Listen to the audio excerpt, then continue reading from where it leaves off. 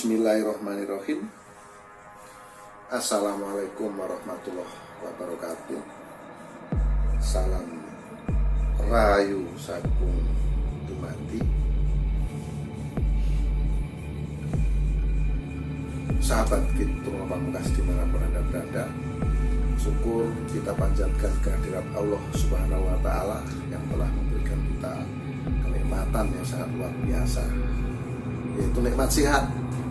Karena dengan nikmat sehat kita bisa melaksanakan segala aktivitas kita sesuai dengan profesi dan bidang kerja kita masing-masing.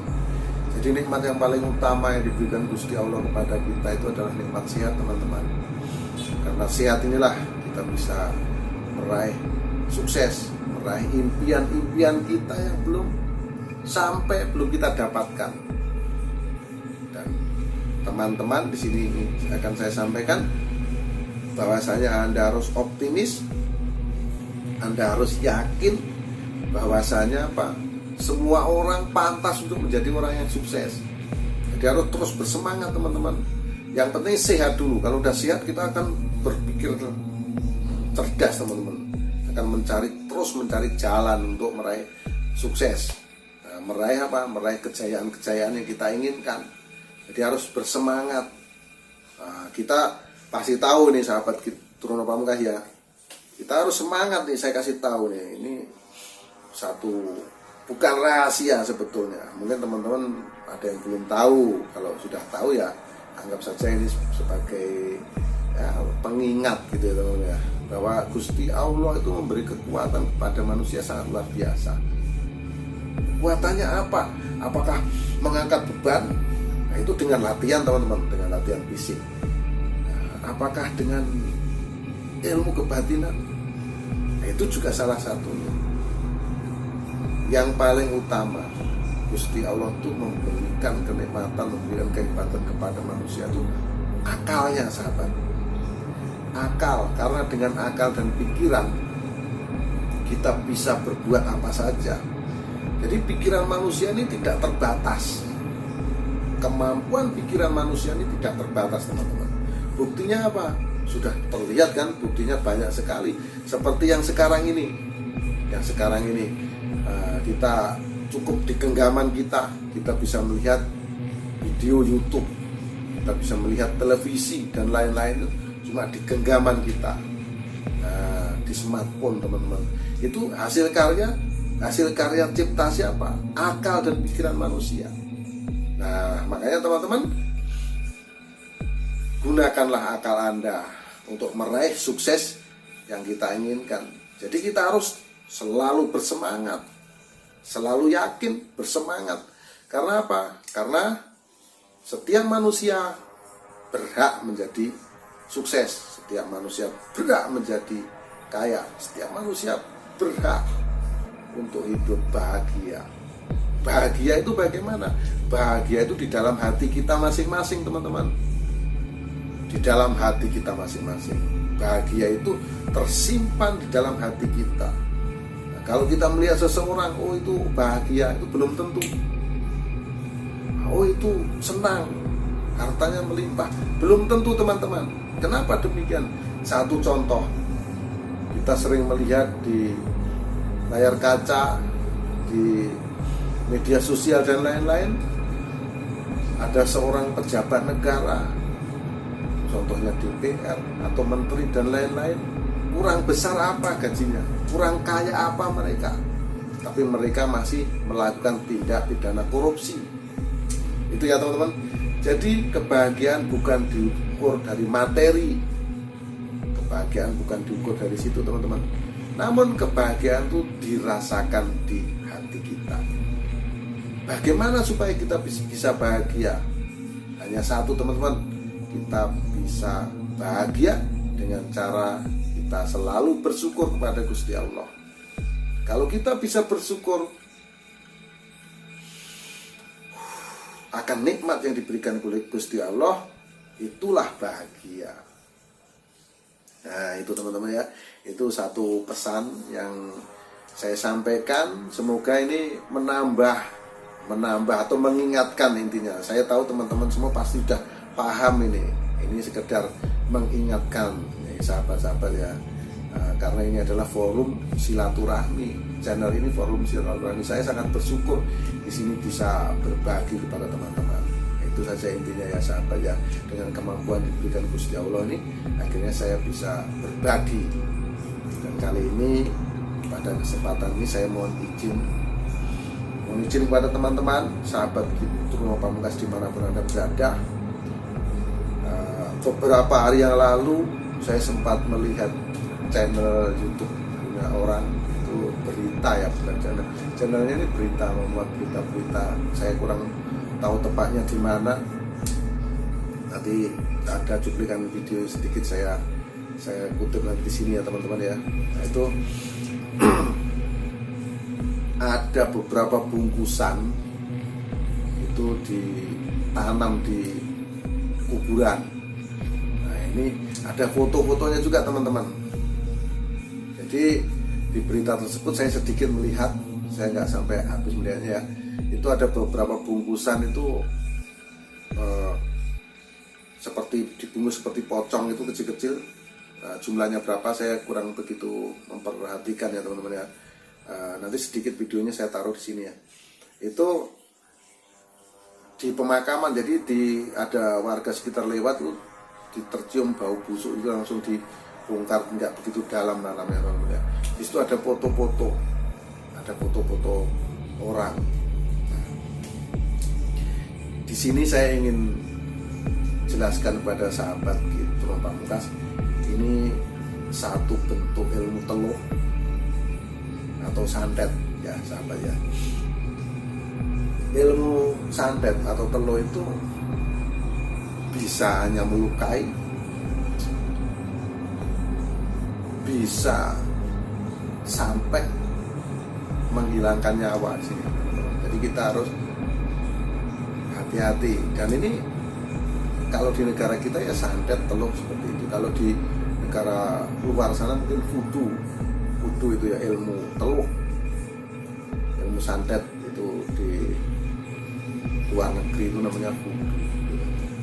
Dengan cara menyakiti seseorang melalui media foto dengan jarak jauh, itu bisa menembus ruang dan waktu dengan kemampuan itu. Nah, bagaimana itu bisa terjadi ya teman-teman? Jadi gini, di sini saya jelaskan. Dengan doa-doa khusus itu seorang manusia itu bisa bersekutu dengan makhluk halus atau bangsa jin. Jadi bangsa jin tersebutlah diperintah itu untuk melakukan tindak kejahatan seperti santet atau teluh dan lain-lain teman-teman. Jadi itu dengan apa? Dengan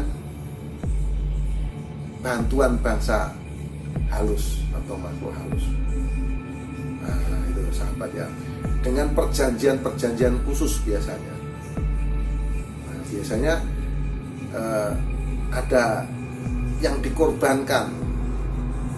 Jadi misalnya kita nyuruh bangsa jin untuk berangkat menyakiti seseorang. Di sini yang menyuruh itu juga ada pengorbanannya. Jadi kalau targetnya itu satu, berarti ada dua yang dikorbankan. Entah di sini itu mengorbankan persyaratan apa, ya kan? Terus target nanti bisa dilukai atau disakiti. Ini yang terjadi beberapa hari yang lalu yang saya lihat di video itu seperti itu. Jadi ada semacam pocong itu dibungkus kain putih, ya kan? Saya tidak perlu sebutkan apa itu. Dan di situ diberitakan ada foto-foto target itu teman-teman. Itu foto-foto target. Jadi itulah satu bentuk ilmu santet. Jadi ilmu santet itu banyak metodenya. Ya, bisa juga ditanam di tanah kuburan biasanya ya itu kalau kita mau nanam seperti itu tuh dicari orang-orang yang meninggalnya nggak wajar, meninggalnya bunuh diri atau mati kecelakaan teman-teman. Nah, di situ ya. Ini memang sangat mengerikan. Ini edukasi lah ini untuk kita sama-sama tahu dan sama-sama waspada. Nah, akhirnya apa? Foto dan benda itu ditanam di pekuburan, di pemakaman yang biasanya orangnya matinya tidak wajar, bisa mati bunuh diri atau mati kecelakaan. Nah, ditanamlah di situ. Supaya apa? Supaya jin yang diperintahkan itu untuk menyerang seseorang itu lebih mudah mendeteksinya. Itu yang dilakukan oleh dukun-dukun santet seperti itu ya, sahabat Jono Pamungkas. Dan kalau itu meninggalkan bukti, sahabat. Jadi meninggalkan bukti. Jadi itu kerjanya repot, harus gali di pemakaman, harus menanam seperti itu. Nah, itu repot ya, sahabat ya. Dan ini memang sesuatu yang sangat berbahaya. Ini adalah satu hal yang tidak patut, tidak pantas untuk ditiru. Ini harus dimusnahkan, harus dilawan ya, dukun-dukun yang berpraktek dengan ilmu sihir, ilmu santet, ilmu teluh ini teman-teman. Karena ini cuma menyakiti orang. Nah, bagaimana kita mengantisipasi untuk menghindari ini? Nah, ini nanti akan saya jelaskan, teman-teman. Nah, di sini saya ingin lebih jelas lagi. Saya ingin istilahnya memberikan gambaran kepada sahabat Jono Pamungkas. Kalau yang saya sampaikan, saya lihat di video tersebut itu cara lama teman-teman. Jadi mungkin dengan media ayam dipotong, dibungkus kain putih, terus di situ ditaruh foto target dan lain-lain, akan ditanam di pemakaman. Itu cara lama teman-teman. Sekarang ada cara-cara yang canggih, dan ini memang sangat berbahaya sekali lagi. Nah, ini saya memberi satu contoh yang pada sahabat, contoh aja. Jadi ini tidak pantas, tidak boleh dilakukan teman-teman. Ini hanya sebuah edukasi sekali lagi. Nah, jadi bisa menggunakan seperti ini teman-teman ya. Ini saya akan perlihatkan di sini, saya buka ya. Nah, ini sahabat Jono Pamungkas bisa lihat, ini ada semacam boneka jelangkung teman-teman. Kalau sahabat bisa ini bisa jelas ini ya. Nah, ini jelas seperti ini ya. Ini badannya ini, yang tengahnya ini dari bambu, terbuat dari bambu. Terus di sini ini kan menjadi menebal, ini dari ilalang. Dari ilalang nih sahabat, dari rumput ilalang. Terus bambunya itu dari bawah ke atas ini sampai ke dalam nih. Terus ini tempurung kelapa nih sahabat, tempurung kelapa seperti ini. Ini biasanya, ini sebutannya ini boneka jelangkung, Nah ini mata, ini hidung, ini mulutnya nih sahabatnya, ini memang dibuat sedemikian rupa.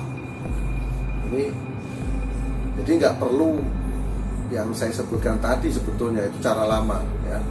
Itu dipakai ayam, misalnya ayam cemani atau apa, terus pakai foto ditanam tadi, cara lama. Nah sekarang sahabat, apabila menggunakan cara-cara yang baru, itu cukup dengan semacam boneka ini, boneka yang saya buat ini, boneka jelangkung. Itu foto target tadi dilumuri dengan darah, dengan darah ayam atau apa, nanti dimasukkan di dalam kepala sama. Itu cara yang baru, jadi lebih simpel, dan dibaca-bacakanlah mantra-mantra untuk memanggil perewangan atau bangsa jin yang bisa disuruh untuk menyakiti target. Nah, karena ini sudah membentuk semacam manusia ya, ada kepala, ada tangan, ada kaki. Tinggal nanti si pelaku tersebut tuh mau menyakiti orang tersebut di mananya. Nah, itu dengan menggunakan jarum, dengan menggunakan apapun bisa, sahabat. Pecahan kaca, paku dan lain-lain dimasukin di kepala, atau di badannya ditusuk dan lain-lain. Nah ini sahabat Jono Pamungkas, Sekali lagi ini suatu bentuk edukasi, ini tidak termasuk menakut-nakuti, dan ilmu santet itu memang harus dimusnahkan dari muka bumi. Ya, kita harus berhati-hati, makanya kita harus selalu berbuat baik kepada siapapun. Kita berbuat baik pun terkadang kita salah, teman-teman, yang dipersalahkan. Nah, jadi ya bagaimanlah gitu kan, namanya orang hidup pasti akan timbul satu permasalahan. Kita sudah melakukan tindakan yang baik dan benar, namun terkadang masih salah di mata orang. Nah, itu sudah biasa, itu kodrat dan wataknya sebagai manusia memang seperti itu. Ya, itu sahabat Truno Pamungkas dimanapun Anda berada. Ini salah satu cerita tentang bagaimana bekerjanya ilmu santet tersebut. Nah, kalau kita sudah mengetahui cara kerjanya, makanya kita harus hati-hati, teman-teman. Harus hati-hati menjaga sikap dan lain-lain. Kita harus senantiasa berbuat baik kepada orang, ya, agar terhindar dari perbuatan-perbuatan seperti itu. Yang pasti pesan saya, perbuatan menggunakan teluh dan santet itu adalah perbuatan banci, ya, perbuatan yang dilarang, tidak diperbolehkan, teman-teman. Nah, itu ya, kita memang sekali lagi ceritanya, kalau benda itu dimasukkan di kepala ini, misalnya paku, misalnya pecahan kaca, terus dikirim ke seseorang, ke target, itu bukan pakunya itu melayang ke sana, sahabat. Nah, kita sama-sama tahu kan, udara ini menyatu di seluruh tubuh. Udara ini menyatu. Jadi cara kerjanya begitu. Ini disabda, dikasih mantra, kasih mantra, teman-teman, ya. Itu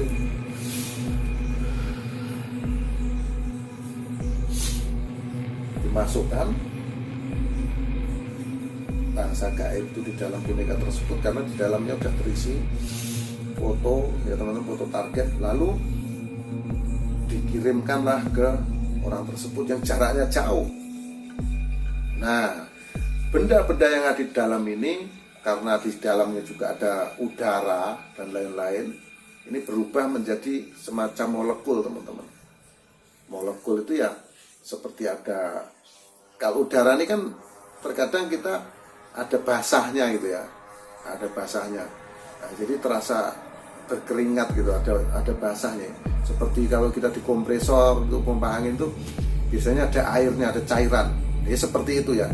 Benda itu berubah menjadi seperti cairan dan akhirnya bisa terbang mengikuti udara. Lalu benda tersebut nempel atau terhisap oleh target. Nah, maka terjadilah teluh atau santet tersebut. Itu, teman-teman.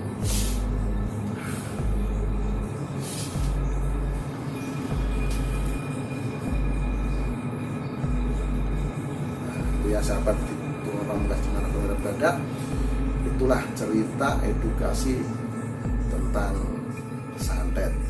Nah, sekarang bagaimana cara kita untuk menangkis, untuk menangkal dari serangan santet, itu, teman-teman. Ya, cara kita harus selalu ingat kepada Allah. Selalu ingat. Jadi Allah itu jangan sampai gak kita ingat. Apapun permasalahan yang kita hadapi, justru kita harus selalu mendekatkan diri kepada Allah. Jadi jangan takut kepada Allah. Saya sering mendengar nih kata-kata orang, saya hanya takut kepada Allah. Itu, maaf teman-teman, itu salah. Jadi kita gak boleh takut dengan Allah. Gimana Allah mau mendekat kepada kita kalau kita takut? Jadi ungkapan yang sering disampaikan orang, saya hanya takut kepada Allah, itu pemahaman saya keliru, teman-teman. Bagaimana saya takut dengan Allah, Allah mau mendekat kepada kita? Kita harus dekat dengan Allah. Kita jangan takut. Nah, kalau kita dekat dengan Allah, kita pasti akan melakukan perbuatan-perbuatan yang baik. itu teman-teman. Jadi makanya jangan takut kepada Allah. Kalau ada orang yang mengatakan saya hanya takut kepada Allah, saya nggak takut dengan siapapun, keliru teman-teman. Saya harus dekat dengan Allah. Jangan takut, kalau takut nanti Allahnya menjauh. Kalau takut kita akan menjauh teman-teman. Ya, kita mendekatkan diri supaya Allah dekat dengan kita, supaya Tuhan dekat dengan kita, supaya Tuhan selalu melindungi setiap gerak dan langkah kita. Nah, caranya seperti itu, simpel untuk menangkal yang namanya teluh atau santet atau guna-guna dan lain-lain. Itu sahabat ya, dengan doa-doa sesuai dengan anjuran agama kita masing-masing. Nah, itu ya.